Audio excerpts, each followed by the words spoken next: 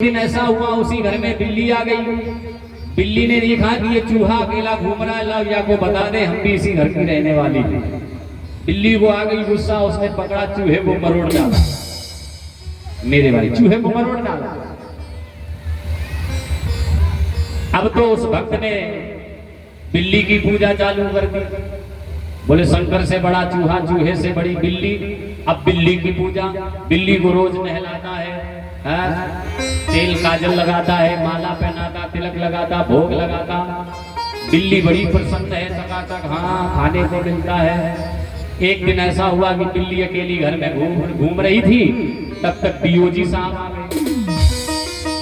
DOG साहब, DOG हाँ मतलब कुत्ता महाराज। कुत्ते ने देखा कि लाओ जब बिलैया को बताए थे हम जाई घर में रहा था।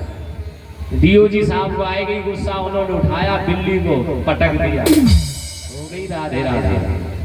भक्त ने देखा शंकर, शंकर से बड़ा चूहा, चूहे से बड़ी बिल्ली, बिल्ली से बड़ा कुत्ता। अब कुत्ता की पूजा चालू, नहलाता धुलाता, माला लगाता, पहनाता है, धूप बत्ती लेता है, आरती उतारता है, सुंदर सा भोग बनाता है, ले जाकर के कुत्ते को खिलाता है।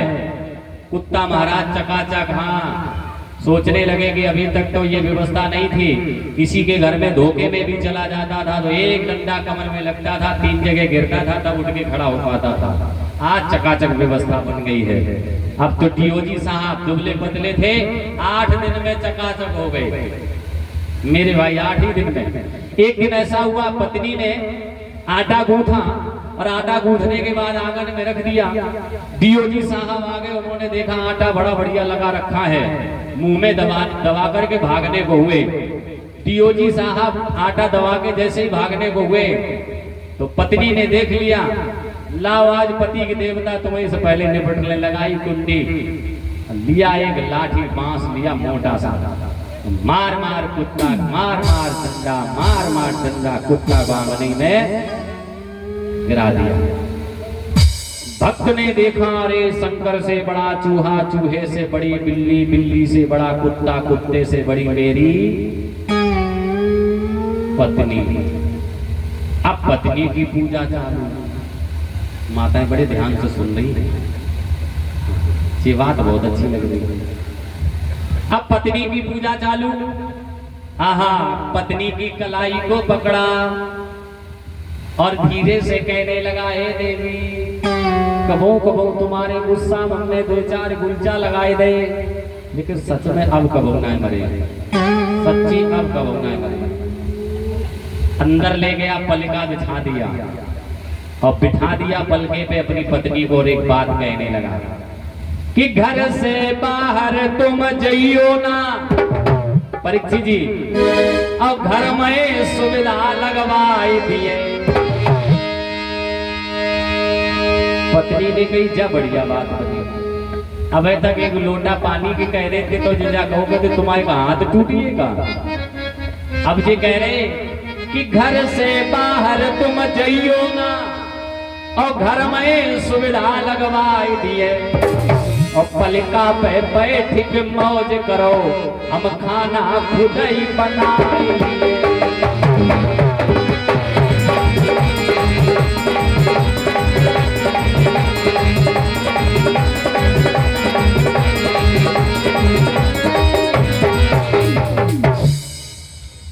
क्या बढ़िया व्यवस्था बनी मेरे भाई। आरती का थाल ले आया, माला पहनाई, देवी जी के तिलक लगाया मेरे भाई। पत्नी को बड़ा अच्छा लगा, आज तो पति देवता बड़े प्रसन्न है। एक दिन ऐसा हुआ, पति जो थे खेत में काम कर रहे थे, दोपहरी का समय हो गया, रात दिन के 12 बज गए। अभी तक ना तो खेत में भोजन पहुंचा ना ही पानी पहुंचा। अब पति देवता उधर से लाल गुस्सा चले आए घर पे, बेपलिका बैठ के मौज कर रही थी। हाँ अब ये बात नहीं अच्छी लगेगी माता, ये वाली बात नहीं अच्छी लगेगी मेरे भाई बहन। लात भूसा कमर मध्य चनकटम मुख भंजनम देवी जी की सेवा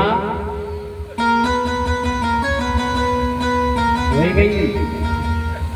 भक्त ने देखा शंकर, शंकर से बड़ा चूहा, चूहे से बड़ी बिल्ली, बिल्ली से बड़ा कुत्ता, कुत्ते से बड़ी पत्नी, पत्नी से बड़े अब तो हम हैं। अरे जिस भगवान को हम इधर उधर ढूंढ रहे हैं वो तो हमारे अंदर ही बैठा है, वो शक्ति तो हमारे अंदर ही बैठी है। इसी को कहते हैं शंकर सहज स्वरूप समारा, लगी समाधि अखंड अपारा।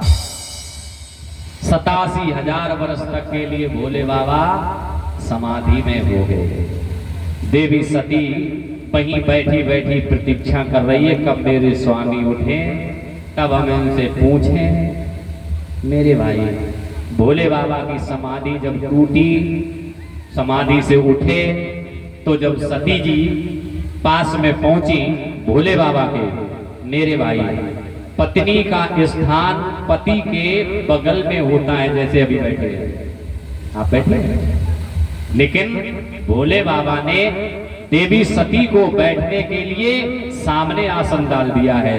सामने सन्मुख शंकर आसन दीना, सामने आसन डाल दिया। और सामने आसन होता है माता का, माता का। देवी सती जान गई इनके मन में मेरे प्रति अब द्वेष हो गया, तो मैं भी अब ये प्रतिज्ञा करती हूँ, इन्होंने अगर प्रतिज्ञा की है तो मेरी भी अब यही प्रतिज्ञा है कि जिस तन से इनको नफरत हो गई, द्वेष हो गया, मैं भी प्रतिज्ञा करती हूँ कि मैं वो तन ही नहीं रखूंगी। मेरे भाई अब ऊपर से कुछ विमान जा रहे थे। देवी सती ने पूछा भोले बाबा से कि हे प्राणनाथ, ये ऊपर से जो विमान जा रहे हैं ये कहाँ जा रहे हैं? भोले बाबा ने बताया देवी सती ये विमान कहीं और नहीं जा रहे हैं, ये सब तुम्हें नहीं पता कहाँ जा रहे हैं? बोले मुझे नहीं पता। भोले बाबा कह रहे हे देवी ये कहीं और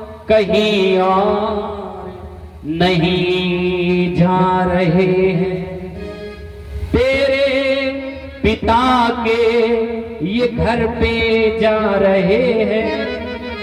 बरसों का बैर हमसे मेरे ससुर निभा रहे हैं, बरसों का बैर हमसे मेरे ससुर निभा रहे हैं। बोले तुम्हारे पिता एक यज्ञ कर रहे हैं और उस यज्ञ में ही ये जो विमान जा रहे हैं ना, ये सब वही जा रहे हैं। इनमें तुम्हारी बहनें, तुम्हारी सखियां, तुम्हारे बहन हुई, तुम्हारे रिश्तेदार सब जा रहे हैं। देवी सती कहने लगी प्राणनाथ यदि आपकी आज्ञा हो जाए तो मैं भी चली जाऊंगा। वैसे पत्नी को बिना बुलाए मायके में नहीं जाना चाहिए, लेकिन हम देख रहे हैं कि अब तो तीसरे दिन सूटकेस तैयार है। तीसरे ही दिन भैया बुलुआ आए या ना आए, वो तीसरे दिन सूटकेस तैयार। मेरे भाई लेकिन बिना बुलाए नहीं जाना चाहिए। मेरे भाई यदि बिना बुलाए मालूम कब जा सकती है? पत्नी बिना बुलाए जा सकती है, कोई रोक टोक नहीं है, लेकिन कब जाना चाहिए? यदि पत्नी के मायके में पति का सम्मान हो रहा है तब तो बिना बुलाए जाना चाहिए। और पत्नी के मायके में पति को कोई पूछ ही नहीं रहा है, पति पहुंच जाए तो मुंह बुलाए सब बाहर।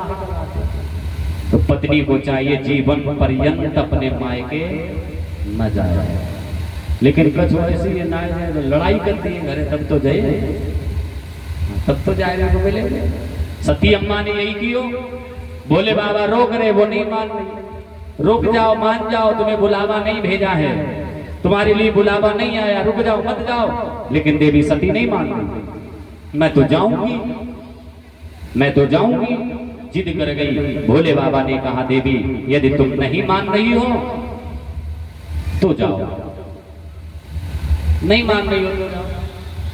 भोले बाबा कह रहे हैं देवी लेकिन तुम बिना बुलाए जा तो रही हो, लेकिन तुम्हें वहां सम्मान नहीं मिलेगा, सम्मान नहीं। इसलिए माताओं यदि पति की इच्छा हो, पति की यदि आज्ञा हो तो पत्नी को मायके जाना चाहिए। और अगर पति की इच्छा नहीं है, पति की यदि आज्ञा नहीं है, तो पत्नी को बिना बुलाए नहीं जाना चाहिए। और जो जिद करके अपने मायके जाती हैं, उनके साथ सती जैसा व्यवहार होता है, उनको सम्मान नहीं मिलता है मेरे भाई।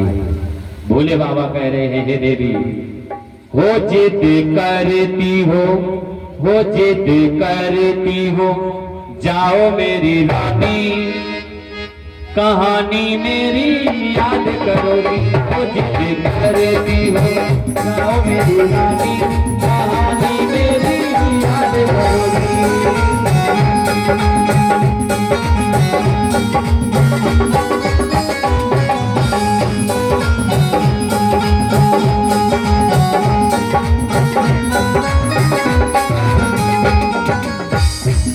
हे देवी, हो जिद करती हो जिद करती हो, जाओ मेरी रानी, कहानी मेरी याद करोगी। हो जिद करती हो,